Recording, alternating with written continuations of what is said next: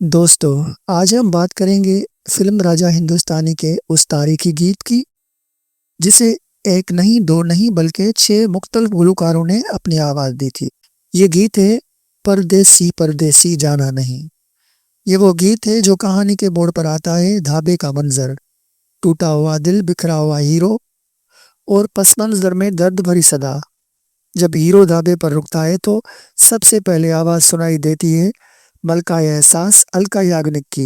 परदेसी परदेसी जाना नहीं। उनकी आवाज में वो दर्द जो सीधा दिल में उतर जाता है।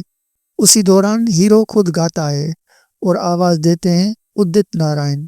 परदेसी परदेसी जाना नहीं। उदित नारायण की आवाज में सादगी भी है और टूटे दिल की सच्चाई भी।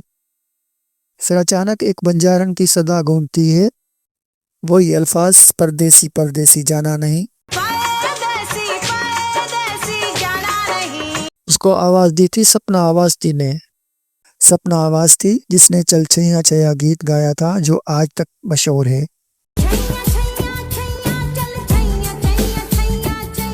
इस गीत का एक सैड वर्जन भी है जहां हीरो तना है, दर्द में डूबा हुआ है और यहाँ आवाज देते हैं रोमानवी गीतों के बादशाह कुमार सानू। परदेसी परदेसी जाना नहीं। और आखिर में इस गीत के आखिरी हिस्से में एक और आवाज शामिल होती है,